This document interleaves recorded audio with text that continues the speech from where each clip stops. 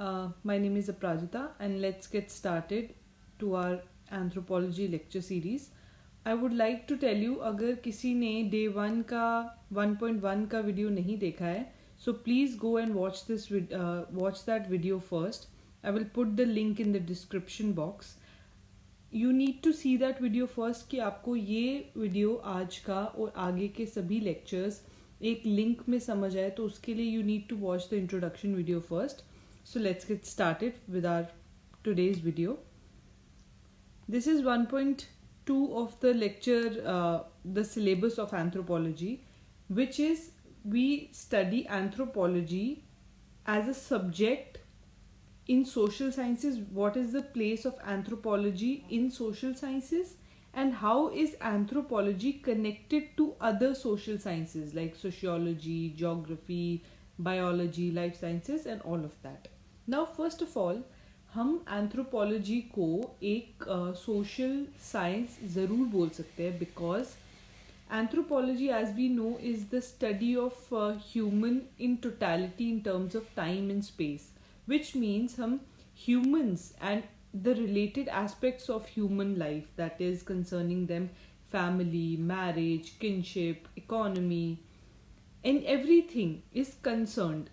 Everything we are reading in anthropology. So that is why anthropology can be called a social science, but it is also a physical science, because हम उसमें human के anatomy को पढ़ रहे हैं, उनका variation पढ़ रहे हैं, species, how Homo sapiens evolve, हम सब कुछ पढ़ रहे हैं. So it holds a very very unique place in the world of sciences, और what we can call is social science. It is a very very unique subject. It is not a part study. It is not atomistic. Atomism means part study. Part means you reduce a subject to a specific part of it. For example, in economics, we are only dealing with the market phenomena. In sociology, we are only dealing with the social structure of the humans. But anthropology is not a atomistic study, but a holistic study. We cover every part, so it makes the subject very very unique, and at the same time gives it a very very different space in the social sciences. Okay, so now today's topic is, if we have to compare anthropology and sociology, means what anthropology's relationship is with sociology. सबसे पहले तो इन 1.2, that is जब हम इनको compare कर रहे हैं, तो सबसे इम्पॉर्टेंट कंपैरिजन हमारा एंथ्रोपोलॉजी और सोशियोलॉजी का ही रहेगा. Like for example, in the day 1 video we saw when we were reading about the evolution of anthropology, we saw कि कैसे एक पॉइंट तक सोशियोलॉजी और एंथ्रोपोलॉजी को अलग से नहीं देखा जाता था. It was seen as if they were one, और we can say कि anthropology was seen as a sub part of sociology. So बहुत टाइम के बाद in 19th century anthropology came on its own as a different subject, as a whole new subject. So till that point anthropology and sociology were thought of as being one. So that इसीलिए anthropology और sociology has a lot in common to share in terms of methodology, in terms of subject matter, but obviously there are a lot of differences also. That is why it became a new subject, right? So सबसे important आज हम anthropology and sociology को cover करेंगे. For example, जब हम किसी चीज़ को compare कर रहे हैं, तो we need to see everything. We'll see the similarities, we'll see the differences, and what they have contributed to each other. For example, सबसे पहले जो sociology और anthropology में similar चीज़ है, that is they both study human society. दोनों sociology भी and anthropology भी कहीं ना कहीं they are trying to reach, as we know that man is a social animal and cannot remain isolated forever or for any time. So they live in societies, they live in groups, and that behavior, that social group behavior is what we study in sociology as well as in anthropology. But there's a difference. For example, the sociology studies the modern societies, and In anthropology, we are trying to study societies which are primitive, which are simple. So, okay, that is the first point. Second is, it also helps to compare different societies. Now, why are we reading different societies? Why do we need to study different societies? Because it helps us to know the differences between people. हमें हमें समझ आता है कि every place societies have developed. That is a universal phenomena. But societies have developed differently. So where there is psychic unity, that means कि हर जगह वो institutions like marriage का institution, family का institution, society का institution, polity का institution has developed. But there are regional or situational variations. So हम उसको compare करने में help होती है. तो anthropology भी ये करता है, sociology भी ये करता है. Now, एक और similarity है कि it was thought to have a common origin, like we have said at the time when Auguste Comte, the father of sociology, had started to study the sociology. तो अभी इस टाइम पर sociologists और anthropologists were not different people. The only people who were studying the society or people, वही लोग anthropology को भी पढ़ रहे थे. बहुत बाद में जाकर anthropology as a different subject carve out हुआ था. For example, in India, a very renowned anthropologist, M.N. Srinivas, headed the Department of Sociology, whereas Evans Pritchard, a very important name in anthropology again, called social anthropology as branch of sociology which devotes itself mainly to primitive societies. That means Evans Pritchard ने ये बोला कि anthropology कुछ different नहीं है. It is not like something different than sociology. It is just a part जो primitive societies को पढ़ रहा है. For example, हमने first point में बात करा कि sociology social structure को पढ़ रहा है of modern day western societies को. बट ये इवांस पिक्चर्ड कहते कि ठीक है, ये भी सोसाइटी को ही रीड करें, लेकिन ये प्रिमिटिव सोसाइटीज को रीड करें. So that means it's a part of sociology only. Okay, and then the last part of similarity is that Durkheim, a very well known sociologist, had a very profound influence on Malinowski and Brown. Now Malinowski and Brown are again anthropologists जिनका बहुत ज़्यादा role रहा है in developing anthropology as a subject. Okay, so आगे जब हम 6th chapter करेंगे, जो चैप्टर हमारा एंथ्रोपोलॉजिकल थ्योरीज हैं, उसमें मेलिनोस्की एंड ब्राउन को we are going to read. And M N. Srinivas जो एक इंडियन एंथ्रोपोलॉजिस्ट हैं, ये पेपर 2 का पार्ट है. So you don't need to अभी मेमोराइज कि ओ माई गॉड इधर इतने सारे नाम हैं और हम कैसे समझेंगे, बिकॉज ये आगे जाके पूरे चैप्टर्स या टॉपिक्स बनेंगे and we are going to cover it there. So don't worry, just understand the concept here, because यहाँ पे सिर्फ कॉन्सेप्ट समझना है. ये थिंकर्स के नाम बाद में आप बहुत इजीली यहाँ पे कोट कर पाएंगे. Okay, so now this was कि हमने सिमिलैरिटी पढ़ लिया between anthropology and sociology. Now anthropology, दो हम कह सकते हैं कि कहीं ना कहीं it had a common origin with sociology और वहीं से निकला, लेकिन उससे डिविएट होने के बाद जब ये when it came on to its own, it also contributed many things to the field of sociology. Sociology subject को इन्होंने बाद में एनरिच भी किया through their own unique ideas. For example, like ideas like cultural lag, personality study by Ralph Linton and Carniter. So now what is a culture lag? Culture lag होता है कि culture ना दो तरीके से हम देख सकते हैं. For example, एक culture होता है जो material culture होता है और एक culture होता है जो non material culture होता है. Non material culture में क्या आ जाएगा? आपके value system, आपके principles, आपके morals, वो आपके non material culture का part है. Whereas culture, मटीरियल कल्चर का पार्ट क्या होगा? फॉर एग्जाम्पल, इन हिंदुइज्म हम लोग काउ वर्शिप करते हैं, देन वी पुट तिलक, और हम पुराने टाइम पे लोग इंडिया में मटके का पानी पीने का दे यूज टू हैव मटके का पानी. सो ये सब चीज़ें जो मटीरियल एस्पेक्ट्स होते हैं कल्चर के, वो मटीरियल कल्चर का पार्ट होता है. सो नाउ जब टेक्नोलॉजी ग्रो करती है, इनोवेशन होती है, तो मटीरियल कल्चर जल्दी चेंज होता है.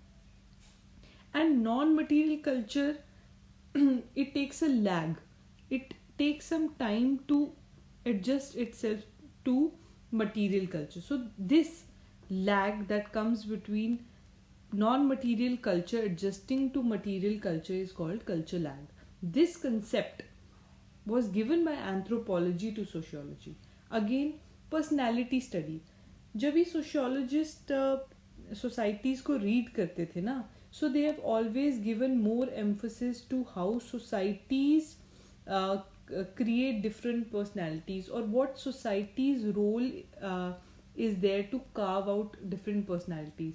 So उन्होंने एक तरह से society को बड़ा माना and individual personalities को छोटा माना, या यू कैन से कि बताया कि कैसे इंडिविजुअल्स शेप अप होते हैं सोसाइटी की वजह से. But they did not look at कि how individuals also shape a society.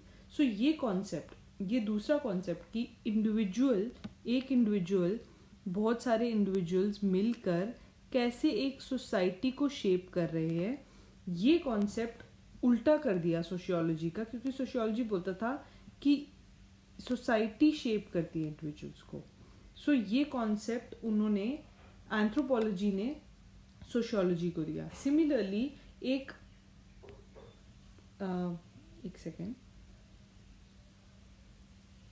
एक रूथ बेनेडिक्ट करके एक एंथ्रोपोलॉजिस्ट थी, उन्होंने बताया कि कैसे नेशनल कैरेक्टर्स बनते हैं. ये अगेन ये हमारा चैप्टर 6 का पार्ट है. रैल्फ लिंटन, कार्नेटर सब उसमें कवर होंगे, पर मैं आपको थोड़ा सा जिस्ट दे देती हूँ. नेशनल कैरेक्टर क्या होता है? फॉर एग्जांपल अगर हम इंडिया की बात करें तो हम बोलेंगे कहीं ना कहीं सेक्युलरिज्म, या हेल्प करना एक दूसरे को, या यूनिटी के साथ रहना, यूनिटी इन डाइवर्सिटी. ये कहीं ना कहीं इंडिया के कार्डिनल फीचर्स हैं. ये इंडिया का नेशनल कैरेक्टर है. ये कैसे बनता है? ये उनके लोगों से बनता है, उनके कल्चर से बनता है. फॉर एग्जाम्पल इसमें रूथ बेनेडिक्ट ने बहुत अच्छी एग्जाम्पल दी थी. इन्होंने एक बुक लिखी थी, द क्रिसैंथमम एंड द स्वॉर्ड. इसमें इन्होंने जापानीज को स्टडी करा था. बेसिकली जब वर्ल्ड वॉर के टाइम पे जब अमेरिकन्स को जापानीज के मतलब when there was war and Japanese को प्रिजनर्स ऑफ वॉर बनाया गया, तो दे अमेरिकन्स कुड सी कि ये लोग प्रिजनर्स ऑफ वॉर नहीं बनते हैं. They would eat something and die, but they would never become prisoners of war.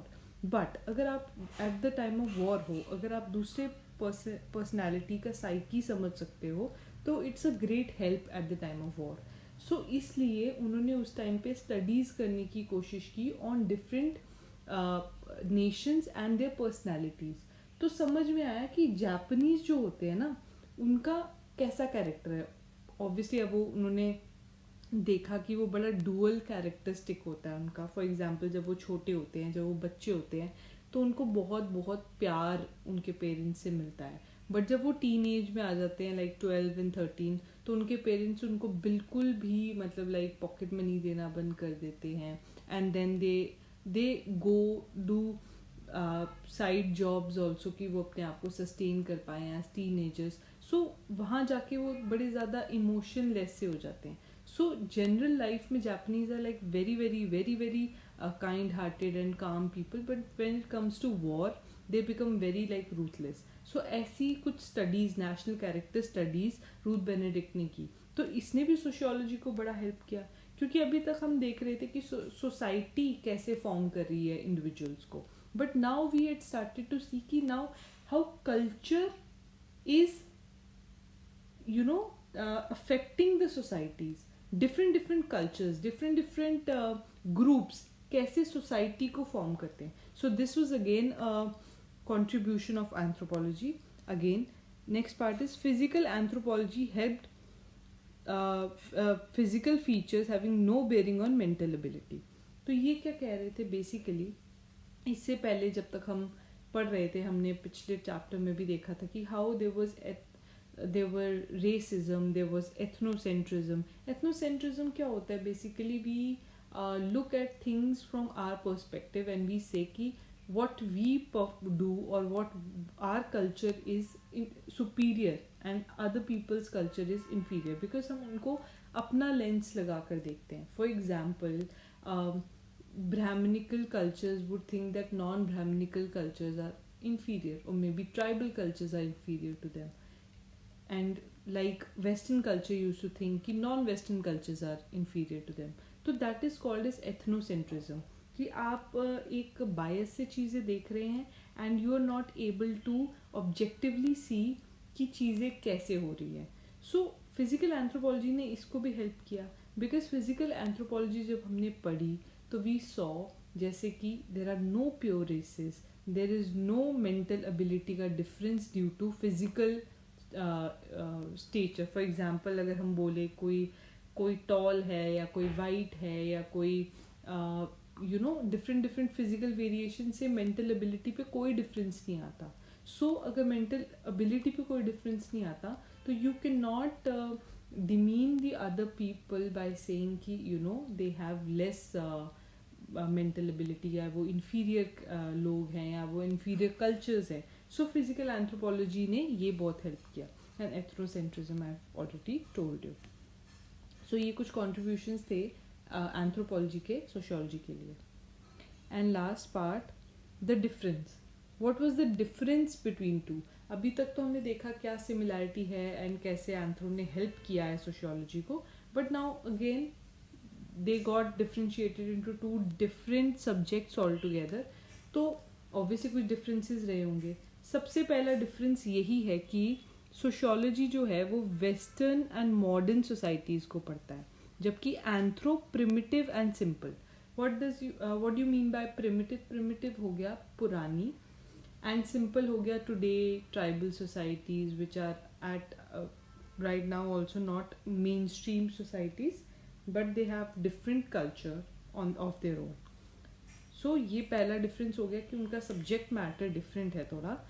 Methodology में भी anthropology is far more superior to sociology, because anthro ने भी start किया था as armchair anthropologist. Armchair anthropologist means कि you're not going to the fields to study, you're not doing field work, you're not doing participant observation, but you're just taking the data from secondary sources. People like travelers, missionaries who are going to different places, they are getting the data, and through their data you are deriving theories and concepts. So anthro did start like that, but over a period of time जब France Boaz आए, मालिनोस्की आए, उन्होंने methodology को बहुत ज़्यादा change करा. और today like Margaret Mead has said कि you cannot make any anthropologist without sending them to field. तो आज के टाइम पे अगर कोई एंथ्रोपोलॉजिस्ट फील्ड वर्क नहीं करता, दैट इज़ प्राइमरी डेटा खुद कलेक्ट नहीं करते या जाकर खुद लोगों से बात नहीं करते, उनका व्यू पॉइंट नहीं लेते, तो you are not an anthropologist. So that is the kind of shift that anthropology has shown, कि उन्होंने एक बहुत डिफरेंट लेवल पर जाकर अपने from secondary source to primary data collection पे वो पहुंच गए हैं. तो प्राइमरी डेटा होगा तो obviously it has to be authentic, it has to cater to the views of the people you are studying. So ये difference है कि हम anthropology में face to face study होती है, participant observation होती है, while sociology secondary sources से data collect करता है, that is questionnaires, surveys or stories or books, that like that. Again, sociology is atomistic while anthropology is holistic. Atomism means part study, that is it is concerned with only the social structure, while anthropology is very holistic because it is not only studying the society but it is studying religion, it is studying how politics affect societies, people, it sees economy, it sees how ethnic conflicts are changing societies, how globalization has an impact on the tribal people, the simple societies, and how they are amalgamating. So it's a very very vast subject with a very very vast subject matter. So yeah guys, This was day 2. सबसे important part of 1.2 was this only. उसके बाद geography, life sciences इनके साथ है, but that we'll cover in the next lecture only. वो एक lecture में हो जाएगा. So if you like this initiative, please like, share and subscribe. I will complete the whole anthropology lecture series very soon. Just go watch day 1, watch day 2, and we'll be out with the next video very soon. Thank you.